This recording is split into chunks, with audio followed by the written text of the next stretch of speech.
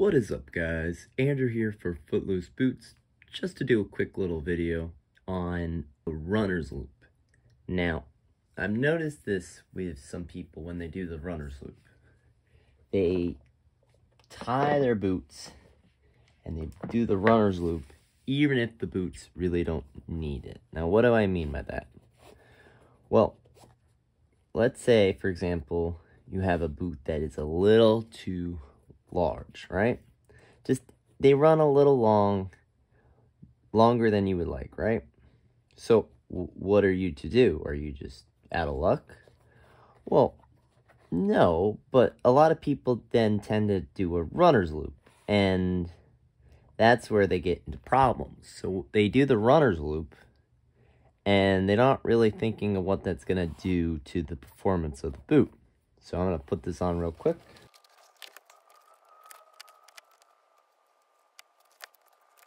So I've tied the DS Lite X Fly Pro here in the synthetic variant into the runner's loop. And these are an 8 US. The A6 boots tend to run a little large.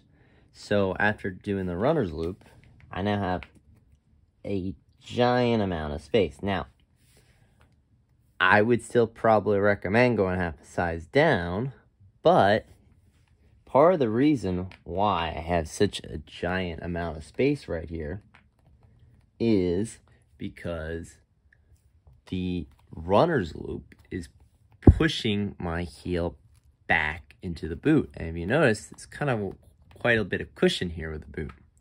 So by forcing my heel back into the back of the boot, instead of pushing to the front, now I'm losing some space in the toe area. Because again, the runner's loop is designed to push your foot towards the back, because it tightens this and then forces your foot to kind of push in this position. Now let's look at the same boot on my right foot without that runner's loop. And you're going to notice when I tie these, I'm going to actually pull the tongue as tight as I can towards me, or towards the back of my foot.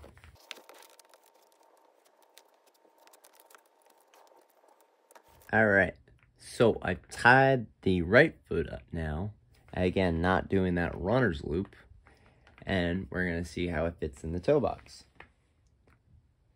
Much tighter towards the top of the toe box. Well, why is that? Why is one foot so different? Because again, positioning of the foot, especially when it's just a few little millimeters, it matters. You're pushing the heel towards the back, and you're going to lose space in the front. If you push your foot in towards the front, when I pushed my foot in when I tied these, I jammed it in, I pulled the tongue, which also, side note, boots with tongues are really nice because they can also help pull the upper towards you. If you notice, it's got a little bit more tension here than compared to here, because I'm literally been pulling the upper towards my foot. But again, tied these up, pulled the tongue, and my foot sits here. Now, I would still recommend this variant probably go down half a size, so you don't have to deal with that. But if it's just a little bit of space on the boot, then try to tie them, giving yourself that little bit of space and doing that runner's loop. You might end up causing to have more space. So just be aware when you're doing the runner's loop that you don't accidentally, if your boots run a little big, that you accidentally don't make them even bigger than they need to be. But when should you do the runner's loop? Well, I'm going to take off this boot and put on this one next. Here I have the Soquito Tavista. I'll correct myself later if I messed that name wrong. But this boot is an 8 US, but if you'll go by the millimeter sizing, it's a little bit smaller than most USA boots. Most USA 8 size boots are 260 millimeters. This is 258. So that couple, 257. So that couple of millimeters is going to affect the fit of the boot. So when I put this on, I'm going to try, because I'm usually around 258 millimeters, so literally a millimeter too long. So when I put on this boot, I'm going to tie the laces into that runner's loop and force my heel back so that I have a more comfortable fit. And again, all while doing the runner's loop.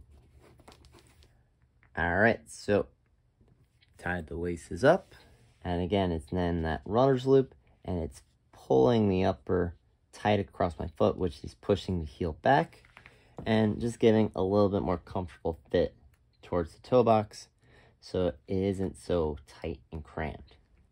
And again, there are lots of variations with boots. Boots with internal heel counters might give you less space than boots with external heel counters.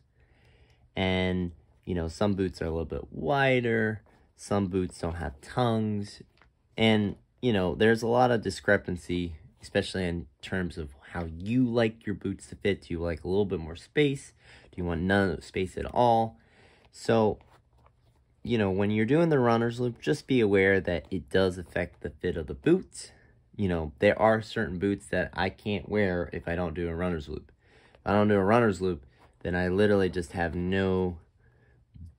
basically I have way too much space in the top of my foot, and I have no lockdown whatsoever. So be aware that sometimes if the boot doesn't fit, even when messing around the laces, it's never going to be a perfect fit, because if you do a runner's loop, all of a sudden, if it's too long, then you're losing that space there. But if it's got too much volume and you need the runner's loop to tie your foot in tight, then if that were the case with that boot, you'd be compromised now with the fit of the boot. So again, lots of things to keep in mind when tying laces up.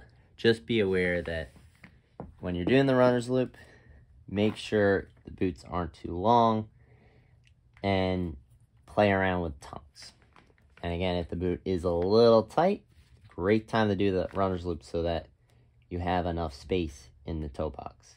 Because without that, these boots would absolutely crush my feet, even if they're leather.